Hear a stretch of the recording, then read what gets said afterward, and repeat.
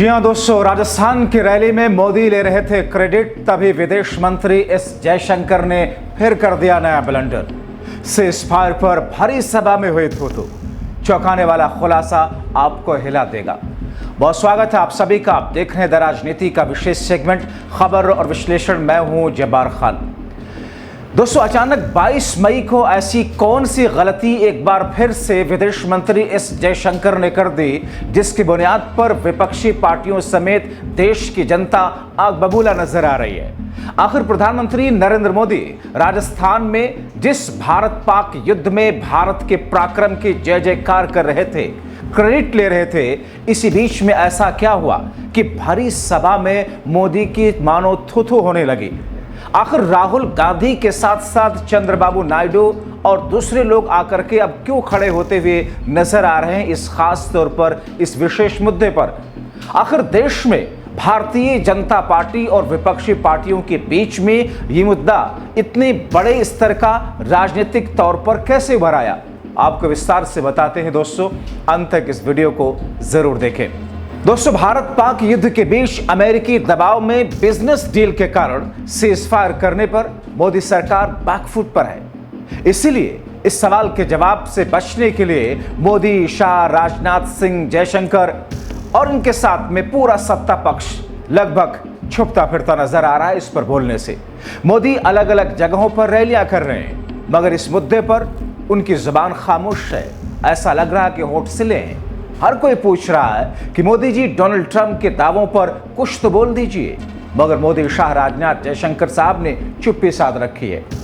मगर इसी बीच में 22 मई को विदेश मंत्री एस जयशंकर ने जो कुछ कहा, पहले से अपने उस बयान के कारण जो कि विपक्षी दलों समेत देशवासियों के निशाने पर है, जिसमें उन्होंने कहा था कि ऑपरेशन सिंदूर की शुरुआत में ही हमने पाकिस्तान को बता दिया था कि हम पाकिस्तान में आतंकी अड्डों पर हमले करने जा रहे हैं। राहुल गांधी विपक्षी पार्टियों द्वारा मुखबिरी का आरोप एस जयशंकर पर लग रहे थे। ऐसे में विदेश मंत्री एस जयशंकर ने फिर से जो कुछ कह दिया, जो बयान दे दिया, उससे एक नया बखेड़ा खड़ा हो गया और दोबारा से विदेश मंत्री एस जयशंकर चौतरफा घिर गए। और न सिर्फ विदेश मंत्री एस जयशंकर, बल्कि मोदी और शाह को भी एक तरीके से जयशंकर ने अपने बयान से मानो फंसा दिया। कांग्रेस पार्टी के नेता सुप्रिया श्रीनेत ने ट्वीट करके मोदी के ताजा बयान को शेयर करते हुए लिखा, कटाक्ष करते हुए कि मोदी जी कह रहे हैं उनके रगों में गर्म सिंदूर बहता है, वही जो अमेरिका के सौदे की धमकी देकर के ठंडा होकर के समझौता कर लेता है। मोदी की नसों में लहू नहीं, गर्म सिंदूर बह रहा है। दोस्तों, भारत के विदेश मंत्री एस जयशंकर ने 22 मई को सीज़फायर पे कहा कि हमने पाकिस्तान पर हमले के बीच 10 मई को अमेरिका समेत युद्ध विराम के लिए भारत से बात करने वाले सभी देशों को दो टूक कह दिया था कि अगर पाकिस्तान लड़ाई बंद करवाना चाहता है तो उसे सीधी बात भारत से करनी होगी, और यही हुआ। अब दोस्तों, फिर से जयशंकर और मोदी फंस गए। पहले जो बयान दिया था उसे पाकिस्तान को मुखबरी के तौर पर विपक्षी पार्टियों ने देखा और ऐलान किया। अब 22 मई को जो बयान दिया उसे पाकिस्तान के कहने पर युद्ध रोकने की बात है। मतलब पाकिस्तान ने जब चाहा हम पर हमला करा दिया आतंकवादियों से, और भारत द्वारा आतंकियों पर प्रहार के बीच भारत पर हमले करने लगा। फिर उसे लगा कि आंख मिचौली का एक खेल जिससे उसका दिल भर गया, अब इसे रोकते हैं। उसने भारत से कहा कि साहब अब रोकते हैं, और भारत सरकार ने, मोदी सरकार ने एक सच्चे दोस्त की तरह पाकिस्तान की बात मान ली और युद्ध को रोक दिया। गजब है दोस्तों, कमाल है। लॉजिक भी ऐसा कि क्या कहा जाए। दोस्तों, आपको विस्तार से मोदी सरकार की सभी तरह की बौखलाहट और उटपटांग दलीलों से मैं पर्दा उठा करके दिखाऊंगा। उससे पहले आपको बताऊं कि विदेश मंत्री एस जयशंकर ने कौन कौन सी प्रमुख बातें की हैं या रखने की कोशिश की है जो कि उनके खिलाफ ही उल्टी चली गई। दोस्तों, विदेश मंत्री एस जयशंकर ने अमेरिका की भूमि के बारे में सफाई देते हुए और अमेरिका की भूमिका, खासतौर पर सीज़फायर युद्ध विराम को लेकर के सफाई दिया, और उन्होंने राष्ट्रपति डोनाल्ड ट्रंप के भारत और पाकिस्तान के बीच युद्ध विराम कराने के दावों पर 10 मई को हुआ समझौता द्विपक्षीय था, ये कहा। दोस्तों, एस जयशंकर कहते हैं कि अमेरिका के विदेश मंत्री मार्को रूबियो ने उनसे बात की जबकि उपराष्ट्रपति अमेरिका के जेडी वेंस ने प्रधानमंत्री मोदी को फोन किया। पश्चिमी एशिया और अन्य क्षेत्रों के नेताओं ने भी तनाव कम करने, युद्ध रोकने, सीजफायर के उद्देश्य से हमसे संपर्क किया।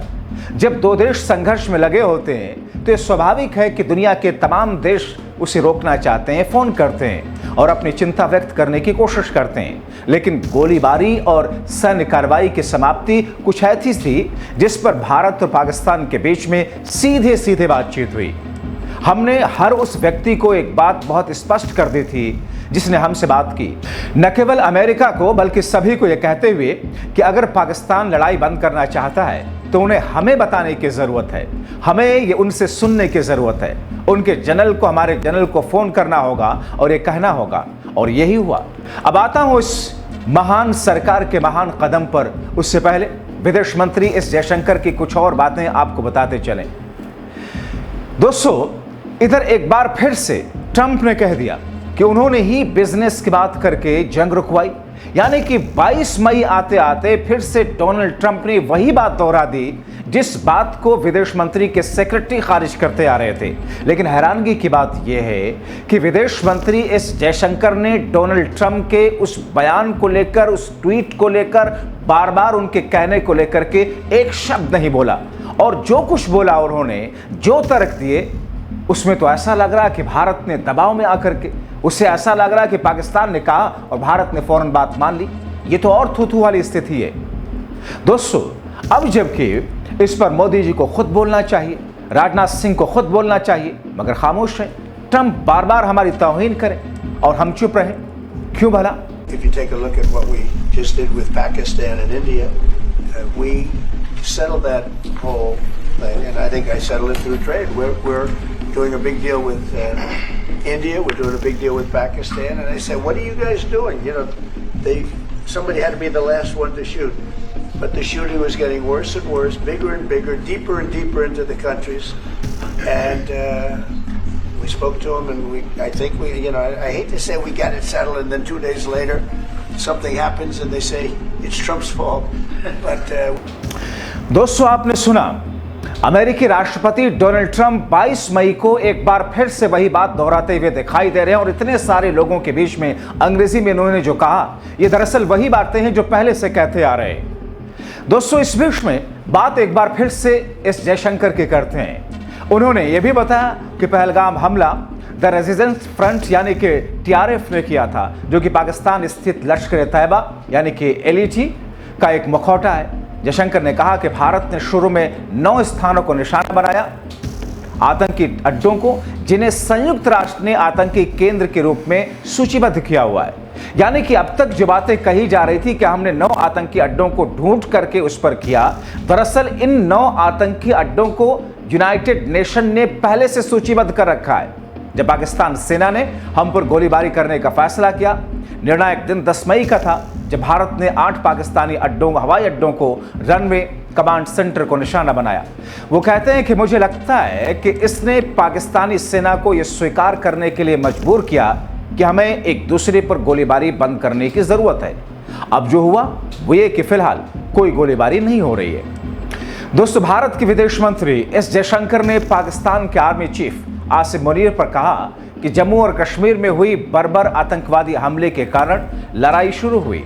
उस हमले में 26 लोगों को उनके परिवार वालों के सामने उनकी आस्था की पुष्टि करने के बाद मार डाला गया। हमले का मकसद पर्यटन को नुकसान पहुंचाना था, जो कि कश्मीर की अर्थव्यवस्था का मुख्य आधार है। धार्मिक वैमनस्य पैदा करना था, यानी भारत के अंदर हिंदू और मुसलमान के बीच में कम्युनल टेंशन पैदा करना था।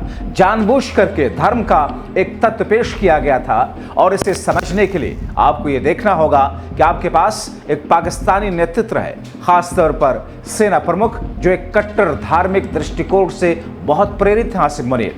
जाहिर है, व्यक्त किए गए विचारों और किए गए व्यवहार के बीच में कुछ संबंध तो है दोस्तों, क्योंकि आसिम मुनीर ने पहलगाम हमले के एक हफ्ते पहले जो बातें कही थी, एक तरीके से धार्मिक उन्माद और धार्मिक अलगाववाद की बात कही थी, जिसका जिक्र यहां एस जयशंकर कर रहे हैं। उन्होंने ये बात पाकिस्तान के सेना प्रमुख आसिम मुनीर को 2 राष्ट्र सिद्धांत के बारे में पहलगाम हमले के एक हफ्ते पहले की गई टिप्पणियों के संदर्भ में एस जयशंकर ने कही।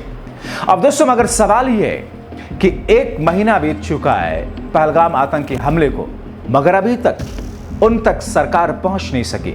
और ऐसे में कांग्रेस पार्टी ने पूछा, पहलगाम आतंकी हमले के ठीक 1 महीने हो चुके, 22 अप्रैल को 4 क्रूर आतंकी सरहद के 200 किलोमीटर अंदर आए, निर्दोष लोगों को निर्मम हत्या करके फरार हो गए, आज भी आजाद घूम रहे हैं। हमारी सेना ने बहुत से आतंकी मारे, लेकिन जब तक हमले में शामिल दरिंदे नहीं मारे जाते, शहीद परिवारों को न्याय नहीं मिलता।